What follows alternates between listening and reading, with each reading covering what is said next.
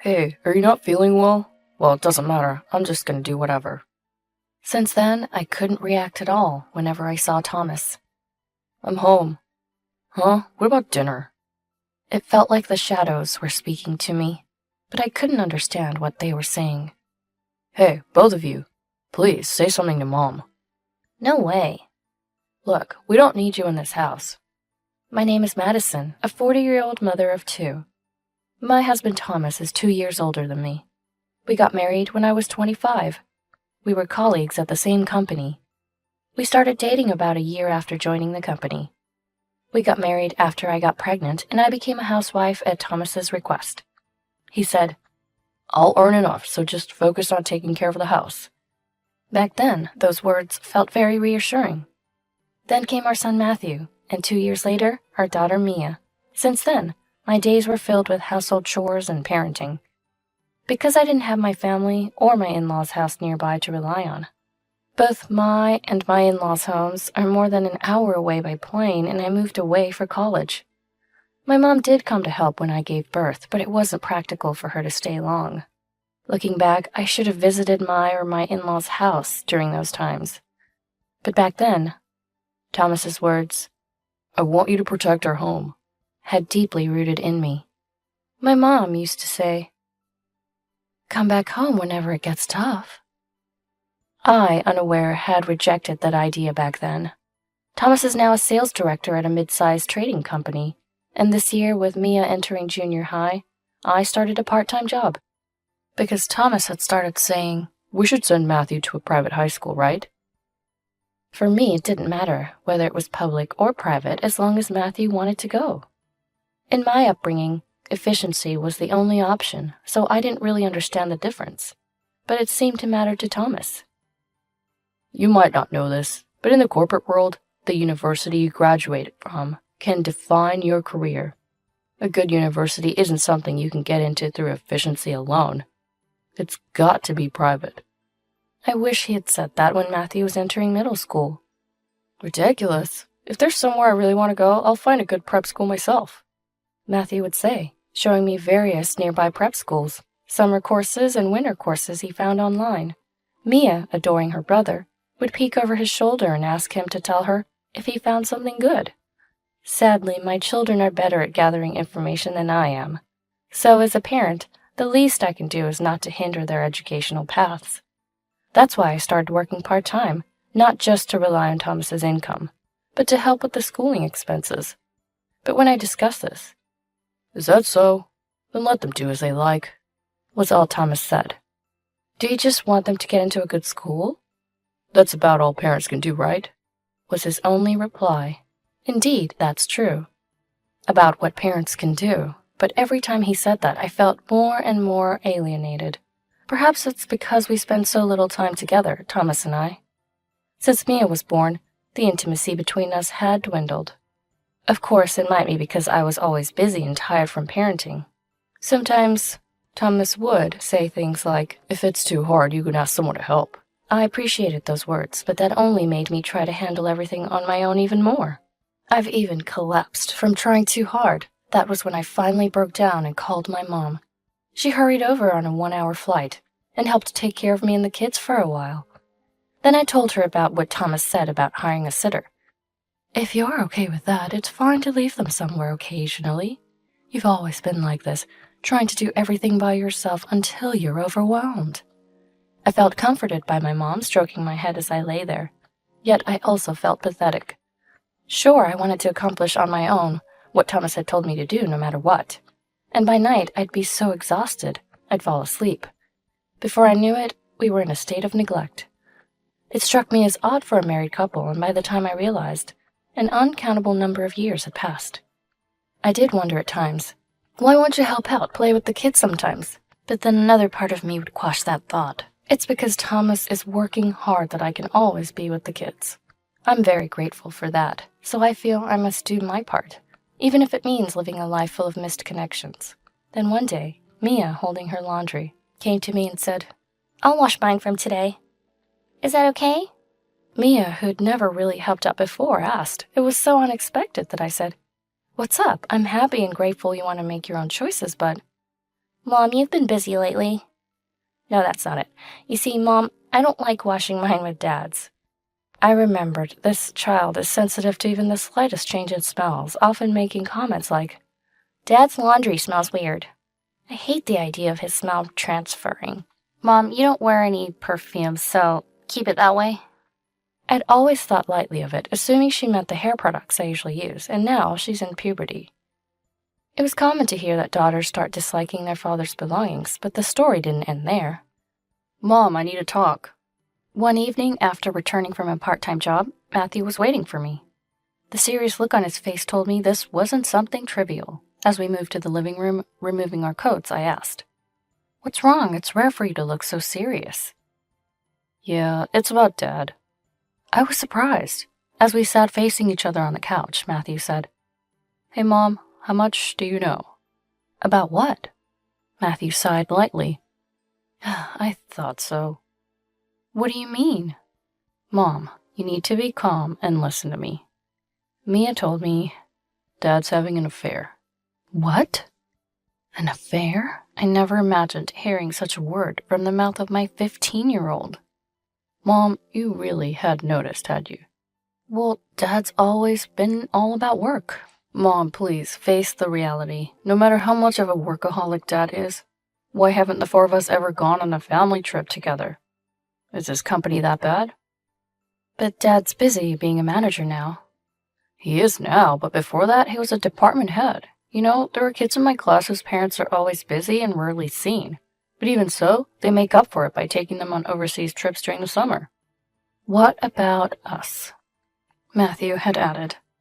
I fell silent. Thinking about it, he was right. I've been the one to take the kids to my parents' or the in-laws' house in the countryside for Christmas. We travel by plane, so we visit various places. There are decent tourist spots. So I thought that was enough, or maybe I was trying to convince myself. Dad's been irresponsible, I've always thought.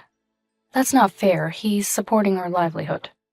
That's a parent's duty, right? What Mia and I are saying is, does he even care about you, Mom, and us? I felt like I was struck by lightning. So it had finally been said. And first off, Mia hated the smell of Dad's laundry. She realized it smelled like women's perfume. When? You know how she hangs out with friends on her days off? Even if she doesn't buy it, she looks at perfume testers, right? It changes, but the smell from Dad's laundry is usually that of women's perfume. Mia remembered the smells, being sensitive to them. And I have to apologize to you for something. What? I've been skipping cram school a few times, and then I followed Dad. What? You were out late at night? That's why I'm apologizing first. If I didn't, Mia might have started doing it, and Dad's not working late like crazy. Not exactly at closing time, but he leaves his company at like 7 p.m., and then there's a woman with him. A woman? They then head to the downtown area. Of course, I didn't have the guts to go any further by myself. Of course not, I exclaimed.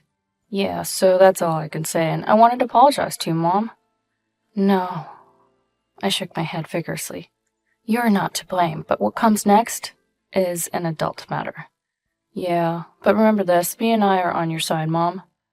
Matthew stopped bringing it up after that, but honestly, I had a vague suspicion myself. I just didn't want to admit it. So I pretended not to see it, believing that was the way to protect this home. But it was the kids who couldn't bear it. This is not okay. I can't keep making the kids feel bad because of my selfishness. So I decided to hire a detective. The cost was more than I expected, but I think it was worth pouring my part-time job earnings into it. The results were as I imagined. As I looked at the evidence sent by the detective, I felt something inside me break.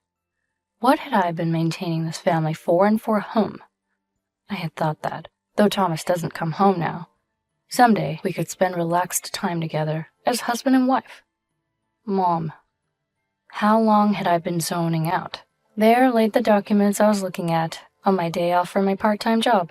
I couldn't do anything until the kids came home. This... No. I covered the evidence with my body, trying to hide it from Matthew's view. Why? I want to know too. This is not for children to see. Come on, I'm 15 years old, you know? Still, no. Okay. Yes, that was definitely not okay, but what to do next? I couldn't settle my feelings. While I was hesitating, Thomas came home. Noticing him, I hid the envelope with the evidence in the kitchen cabinet. I'm home. When I saw him enter the room, Huh? I involuntarily said. What is this feeling? I thought to myself. Sure, that's Thomas, my husband, but on the other hand, it's not my husband. No, it's not even human. Then what? Such thoughts circled in my head. My mind now comes to a conclusion. Yes, this is something that shouldn't exist now. Hey, are you not feeling well? Well, it doesn't matter. I'm just gonna do whatever. Since then, I couldn't react at all whenever I saw Thomas.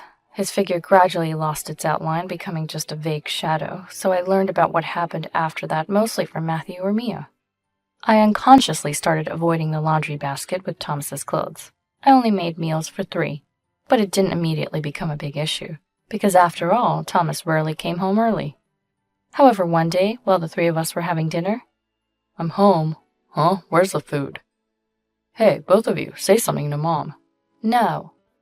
Why do we have to say something to Mom for you? Matthew addressed. Look, this family doesn't need you, Dad. Then Mia took out her cell phone and started calling someone. Hey, Grandma, it's Mia. He's here, come over quickly. Why is Mia calling my mom? Stop, it's too late now. Voices echoed. I just watched the scene unfold as if it were someone else's problem. About 10 minutes later, my parents and another man burst in. Mia had indeed called my mom, but so quickly. What's going on? Mom, what happened? Oh, Madison, you've gotten so thin. Mom hugged me. Dad approached the kids, hugged their shoulders, and patted them. Grandpa. There. Good job, Mia. We'll take care of it from here. Go to your rooms. No, I want to say to Dad myself that he's the one who drove Mom to this. Drove me to this? Hey, Mom, do you realize what state you're in? We called Grandma and Grandpa because you're broken. Broken? Broken? What do you mean? Look, Dad, Mom doesn't think of you as a dad anymore. Huh? Hey, Matthew, what are you talking about? Hey, Madison. My dad gently asked me. How many people did you cook dinner for today? What are you talking about? There are 3 of us, so I made food for 3. Oh, did you not eat yet? Let me make something for you quickly. My mom stopped me as I started to get up. It's not like that, Madison. I already ate, so you don't need to worry about me. I'm here to talk to this person. This person? I turned in the direction Mom was indicating. A vague gray shadow seemed to be moving. Your kids, they sent this to our house. Huh? Dad presented an envelope I didn't recognize in front of me. A detective? Yeah, you've forgotten that too, huh? Mom's lament sounded painful, but I couldn't understand why she looked like she was about to cry. That's your husband, Thomas, over there. The shadow stopped moving. What do you mean, Madison? A shadow seemed to be saying something to me, but the words entered my ears without making any sense in my head. That's what I've been saying. Because of you, Mom is broken. She can't see you anymore. Huh? Cut the jokes. Hey, Madison, you know who I am, right? Hey. I felt the shadow grab my collar, but still, it was as if hearing from a far distance I couldn't understand what was being said. It's no use, Dad. Just look into Mom's eyes. Let go of Madison, Thomas. Dad pulled me away from the shadow, and then my parents furiously talked at the shadow. Mom, you might not understand this now, but... Matthew grabbed both of my hands and looked straight into my eyes. We noticed something was off with you, Mom, and called Grandpa and Grandma. Off? Yeah. You couldn't stand that he was cheating, and now you can't see him. That's not right, Matthew. Your dad has been dead, hasn't he? Huh? A strange voice came from the shadow. And seeing my expression at that moment, Matthew's face looked like he was about to cry. See, Dad? I told you. The shadow slowly sunk into the ground. Meanwhile, Mia had prepared a tablet and seemed to have connected it somewhere. Grandpa, can you see? Oh, are you okay now, Mia? That voice belonged to my father-in-law. Grandpa, it's ready. Oh, a long time no see. Likewise, I wished to visit you directly, but unfortunately my wife fell ill. I sympathize. She was quite fond of Thomas. She was too invested in her son. Hey, Thomas. A voice loud enough to crackle through the tablet sounded. Dad, what is it? What do you mean, what is it? Copies of the evidence of your affair have also arrived here. Must have been quite a shock for Madison. Dad, you're blaming me too? Silence. How many years has it been since you've come to us for Christmas? I never said that because Madison always defended you. I never asked her to do that. Still saying that, because of you. Madison couldn't help but complain about you not coming home. She regretted saying it even though she knew she shouldn't, and that's your excuse for not coming. Want me to read the documents? Could we handle that here? Right, let's make sure the son sees this. Then I'll say it. You and your colleague Evelyn have been noticeably close for over 10 years, causing rumors at work. Because you told her to stay home as much as possible, Madison stopped talking to her old colleagues, giving you free rein to continue your affair. You even went on trips abroad during summer and haven't shown your face here for the last 10 years, and Evelyn believes she'll marry you. She was 25 when you started dating, and now she's 35. She's not blameless, but she's prepared to pay alimony in case of divorce. And what about you? Wasted the best 10 years of her life, huh? That wasn't mentioned when you came here, but that's how it was, huh? Hey, Thomas. The shadows seemed to tremble. Sign the divorce papers prepared by the lawyer immediately, and for driving Madison to this point, you and Evelyn will pay damages. No bargaining down. Dad, please help me. I refuse. Listen, Thomas. Your mother collapsed and has been hospitalized since we saw the documents. Whose fault do you think that is? Huh? Mom? I wish I could punch you myself for continuing an affair for 10 years. How can you face me and say such things? Mom cries in her hospital bed every day regretting her upbringing. But you're my parent. Shouldn't you help me? At your age, people start to think about caring for their parents. And here you are saying such naive things. Don't worry, we won't be needing your care. We're cutting ties with you. That's too harsh. Yes, it's good you're an only child. The little inheritance I had in mind for you will go to Matthew and Mia instead. Don't say that, help me. Enough, I'm hanging up now. Madison's dad will take over. Evelyn is also at fault, but it seems she was mostly deceived by this guy, but I'll leave that to you. Do as you please with the both of them. We will handle it thoroughly, don't worry, we won't cause physical harm. The tablet's video and audio cut off. Let's discuss the divorce then. It seemed the man who came with my parents was a lawyer. He entered the conversation. Do you intend to divorce, Madison? We're a family of 3 anyway. Yes, but to formalize that, you'll need to sign here. Right, even if the husband is dead, we still need to report it, don't we? Dead? Yes, it was only later, when I had time to think, that I realized I truly believed at that moment my husband was dead. He was gone, and somehow, as days passed, Thomas's affairs and absence had been replaced in my mind with the idea that he had died. That's why, even though he was supposed to be in front of me, I couldn't perceive him as a living person, only as a vague shadow.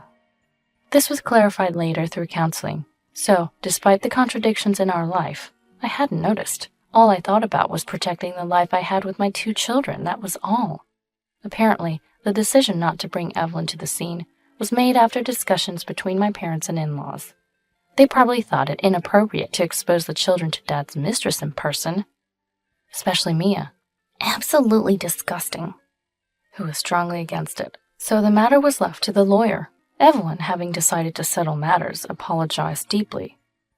I didn't think it was right. Waiting for marriage for 10 years was too long. Still, I clung to a sliver of hope.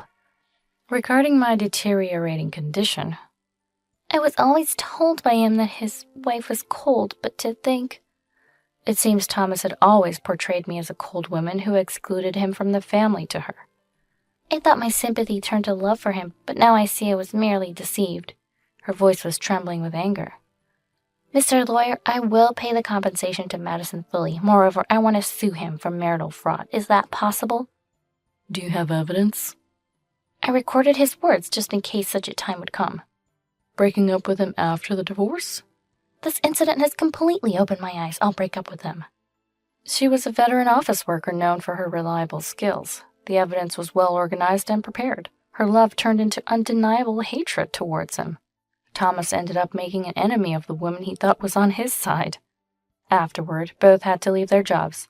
Though the circumstances were slightly different, their relationship was somewhat known within the company, just not officially acknowledged. The revelation that Evelyn was suing Thomas was significant. Why would you do something like this? I always thought you were stuck, waiting because your wife was cold to you, but no. You came with me on those summer vacations. You were the one crying about your wife telling you not to come. I was shocked to hear about her condition. Evelyn disclosed everything before resigning voluntarily. She paid the compensation in one lump sum, with a simple apology attached. I'm terribly sorry. Yes, just that one line. Thomas also ended up leaving his job, deemed unnecessary by the company due to the lawsuit. The compensation to me and child support for the kids were initially covered by in-laws, later to be deducted from his savings and assets. Considering his age and previous managerial position, it's uncertain what job he could find now. But that's no longer my concern. Since the day I confronted Thomas, I was hospitalized for checks and counseling, half for medical exams and half for mental health support. It was decided I had no issues other than those related to Thomas. I moved in with my children to my parents' house. I'm sorry for making you change schools at this time. It's okay, Mom. Everybody was going to different high schools anyway, so we would have parted with everyone regardless. I'm a bit sad to be away from my friends, but it's much better than living with him. My children's understanding is something I treasure. I continue counseling, benefiting from the absence of the source of stress. Once I'm a bit better, I plan to start working seriously for my children and myself.